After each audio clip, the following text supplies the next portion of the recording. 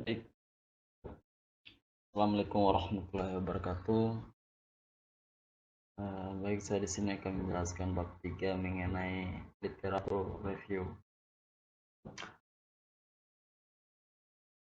Literatur review merupakan suatu kerangka, konsep, atau orientasi untuk melakukan analisis dan klasifikasi fakta yang dikumpulkan dalam penelitian yang dilakukan.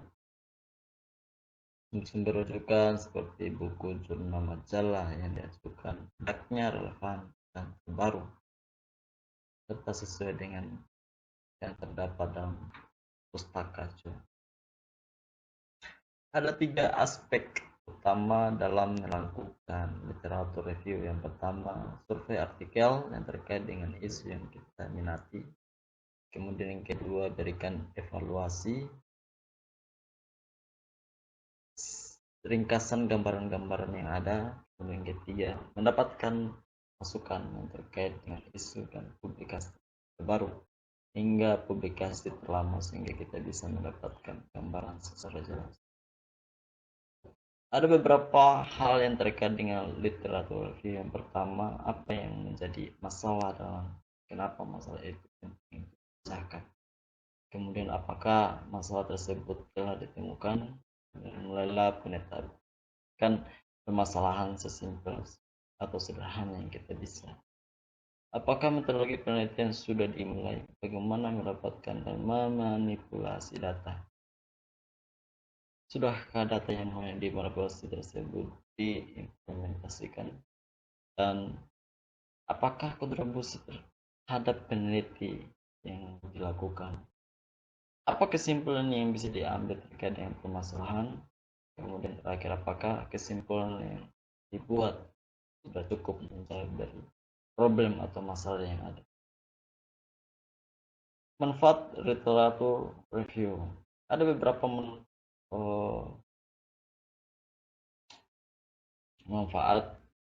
Mengapa kita perlu melakukan literatur review? Pertama, mungkin menetapkan posisi pekerjaan kita pada posisi relatif. Misalnya IT investment jadi isu, ada orang yang sudah menulis yang dikaitkan dengan IT investment dalam suatu organisasi, IT investment di berbagai sektor.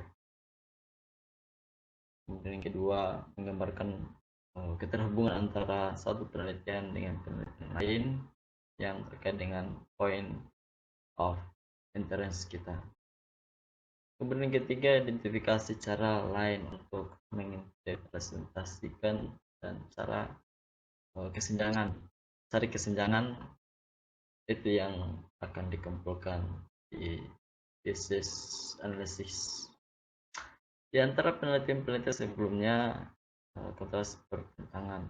Jadi poin untuk review literatur ini menjadi dasar kita untuk penelitian berikutnya. Kemudian menggambarkan physics of puzzle. Orang akan menggambarkan significance of the problem, evaluasi pada organisality yang terkait pada metodologi yang sesuai dengan pemecahan masalah. Berikut ini merupakan beberapa elemen dalam literatur review. Yang pertama, menggambarkan sudut penelitian, isu, teori secara objektif dari literatur review. Kemudian divisi dari literatur review dimasukkan dalam kategori contoh untuk mendukung posisi relatif dan alternatif. 3. Menjelaskan bagaimana dari setiap literatur review kesamaan dan bagaimana variasinya dari. Kemudian membuat kesimpulan dari setiap bagian, memberikan masukan sebagai argumen untuk memahami. Yang ketiga, langkah-langkah literatur review. Langkah-langkah literatur review yang pertama itu formulasi permasalahan. Pilihlah topik yang sesuai dengan isu dan interest permasalahan harus ditulis dengan lengkap dan tepat. Kemudian cari literatur, temukan literatur yang relevan dalam penelitian. Kemudian evaluasi data, lihat apa saja kontribusi terhadap topik yang dibahas. Kemudian analisis dan interpretasikan, diskusikan atau temukan serta ringkas literatur. Untuk merevisi sebuah literatur kita bisa melakukan dengan beberapa cara. Yang pertama mencari kesamaan, kemudian mencari ketidaksamaan, kemudian memberikan pandangan, kemudian membandingkan, kemudian meringkas. Dan kedua, sumber-sumber literatur review. Ada banyak sumber yang bisa dijadikan sebagai literatur review, diantaranya pertama paper yang dipublikasikan dalam jurnal internasional baik dari pihak pemerintah, perguruan tinggi maupun swasta. Kemudian tesis, ya tesis itu penelitian yang dilakukan oleh pasca sarjana S2. Kemudian disertasi, ya, itu dilakukan oleh profesor, jurnal maupun hasil konferensi, kemudian majalah, pamflet, clipping, kemudian abstrak hasil penelitian, kemudian proceeding bisa dijadikan sebagai bahan literatur karena proceeding ditulis oleh seorang profesor dan telah dipublikasikan. Kemudian website yang memuat ilmu komputer. Kemudian poin keempat, situasi atau penyitiran.